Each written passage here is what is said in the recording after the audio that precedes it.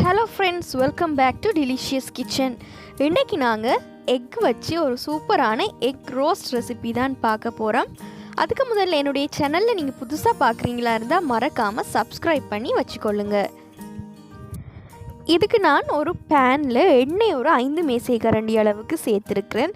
கொஞ்சம் அதிகமாக தான் சேர்த்திருக்கிறேன். உங்களுக்கு குறைவாக வேணும்னா நீங்க குறைச்சு சேர்த்து கொள்ளலாம். எண்ணெய் சூடானதுக்கு அப்புறமாக 2 துண்டு பட்டை, 2 ஏலக்காய், 2 கிராம்பு, 1/4 டீஸ்பூன் அளவுக்கு பெரிய சீரகம் சேர்த்து நல்ல பொடியாக நறுக்கி ஒரு கொத்து கருவேப்பிலை சேர்த்து பொரிய விட்டதுக்கு அப்புறமாக இதில் நான் நீள வாக்கில் கட் பண்ணி வச்சுருக்கிற மீடியம் சைஸ் வெங்காயம் 3லேருந்து 4 நீங்கள் சேர்த்து கொள்ளலாம். இப்போ இது நல்ல சாஃப்டாக வரும் வரைக்கும் நாங்கள் வதக்கி கொள்ள வேணும். வெங்காயம் சீக்கிரம் வதங்குறதுக்காக நான் இதில் உப்பு தேவையான அளவுக்கு சேர்த்து கொள்கிறேன். இப்போ இதில் நான் பச்சை மிளகாய் 4 சேர்த்துருக்கிறேன். உங்களுக்கு காரத்துக்கு ஏற்ற மாதிரி நீங்கள் இதை அட்ஜஸ்ட் பண்ணி கொள்ளலாம். அதையும் சேர்த்து நல்லா இதை நான் வதக்கி கொள்கிறேன்.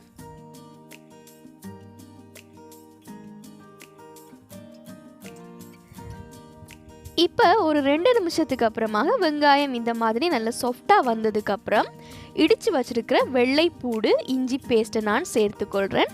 இது அரைத்த விழுது இல்லை, இடித்து சேர்த்துருக்கிறேன். நீங்கள் அரைச்சி கூட சேர்த்துக்கொள்ளலாம். 1 நிமிஷம் வதக்கினதுக்கு அப்புறமாக நான் இதில் மசாலா எல்லாம் சேர்த்துக்கொள்கிறேன். காஷ்மீரி மிளகாய்த்தூள் நல்ல கலர் கொடுக்கறதுக்காக 1 தேக்கரண்டி அளவுக்கு சேர்த்துருக்கிறேன். 1 தேக்கரண்டி அளவுக்கு சாதாரண மிளகாய்த்தூள். உங்களோட காரத்துக்கு ஏற்ற மாதிரி நீங்கள் இதை அட்ஜஸ்ட் பண்ணி கொள்ளலாம். இப்போ இதில் நான் மல்லித்தூள் 1 மேசைக்கரண்டி அளவுக்கு சேர்த்துருக்கிறேன். இப்போ இதில் நாங்கள் சிக்கனுக்கு பயன்படுத்துகிற சிக்கன் மசாலா தூள் 1 தேக்கரண்டி அளவுக்கு சேர்த்துருக்கிறேன். இது ஆப்ஷனல் தான், தேவையில்லாட்டி நீங்கள் இதை ஸ்கிப் பண்ணி கொள்ளலாம்.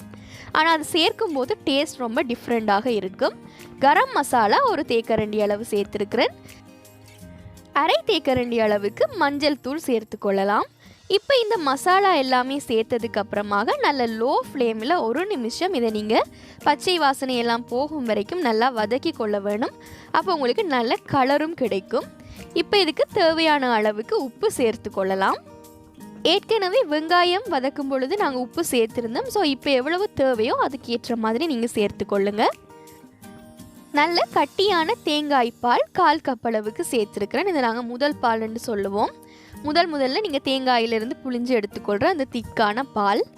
அதில் நான் 1/4 கப் அளவுக்கு மட்டும் இப்போ சேர்த்துருக்கிறேன். மிச்ச 1/4 கப்பை பிறகு சேர்த்துக்கொள்ளலாம். இப்போ இதில் நான் முட்டை அவிச்சு வச்சுருக்கிறேன். இதை பாதியாக கட் பண்ணி சேர்த்துக்கொள்கிறேன். நீங்கள் முட்டை எத்தனை தேவையோ அதுக்கு ஏற்ற மாதிரி சேர்த்துக்கொள்ளுங்க. நான் ஒரு 7 முட்டை அவிச்சு இந்த மாதிரி பாதியாக கட் பண்ணி சேர்க்குறேன். நீங்கள் இதை 4ஆக கட் பண்ணி கூட சேர்த்து கொள்ளலாம். இப்போ இந்த மசாலா எல்லாமே முட்டையில் படுற மாதிரி நீங்கள் இதை நல்லா கோட் பண்ணி கொள்ள வேணும். இது செய்யும்போது அடுப்பை நல்லா லோ ஃப்ளேமில் வச்சுக்கொள்ளுங்க. இப்போ நான் கடைசியாக 1/2 தேக்கரண்டி அளவுக்கு மிளகு தூள் சேர்த்துருக்கிறேன். அந்த நல்ல ஒரு வாசனை கொடுக்கறதுக்காக. இப்போ இதை எல்லாத்தையுமே நல்லா கலந்து விட்டு கொள்ளலாம். இந்த மசாலா எல்லாமே முட்டையில் சேர்ற மாதிரி நீங்கள் மாற்றி விட வேணும். முட்டையோட மஞ்சக்கரு உடையாத மாதிரியும் பார்த்துக்கொள்ளுங்க. இப்போ கடைசியாக 1/4 கப் அளவுக்கு நான் தேங்காய் பால் சேர்த்துக்கொள்கிறேன். மொத்தமாக 1/2 கப் அளவுக்கு தேங்காய் பால் சேர்த்துருக்கிறேன். கூடவே நான் கொஞ்சமாக தண்ணியும் சேர்த்துக்கொள்கிறேன். இப்போ இது எல்லாத்தையுமே நல்லா கலந்து விட்டு கொள்ளலாம். நல்ல ஒரு தொக்கு மாதிரி உங்களுக்கு வரும். தேங்காய் பால் சேர்க்க விருப்பம் இல்லாட்டி கொஞ்சமாக தண்ணீர் மட்டும் சேர்த்து நீங்கள் இதை வேக வைக்கலாம். ஆனால் தேங்காய் பால் சேர்க்கும் போது டேஸ்ட் ரொம்பவே சூப்பராக இருக்கும். இது அப்பம், ரொட்டி, பிரெட் எல்லாத்துக்குமே சூப்பரான காம்பினேஷனாக இருக்கும். முக்கியமாக இது நெய் சோறுக்கு ரொம்பவே டேஸ்ட்டாக இருக்கும். ஸோ நீங்கள் இதை கண்டிப்பாக வீட்டில் ட்ரை பண்ணி பார்த்துட்டு உங்களுடைய ஃபீட்பேக் எனக்கு கமெண்ட்ஸில் தெரியப்படுத்துங்க. இது போல் பல இன்ட்ரெஸ்டிங்கான ரெசிபீஸ் பார்க்குறதுக்கு என்னுடைய சேனலை மறக்காமல் சப்ஸ்கிரைப் பண்ணி பெல் ஐக்கானை ப்ரெஸ் பண்ணி வச்சுக்கொள்ளுங்க. உங்களுக்கு இன்க்ரீடியன்ட்ஸ் தேவைப்பட்டால் அதை நான் டிஸ்கிரிப்ஷனில் கொடுத்துருக்குறேன். நீங்கள் செக் பண்ணி பார்க்கலாம். தேங்க்யூ ஃபார் வாட்சிங்.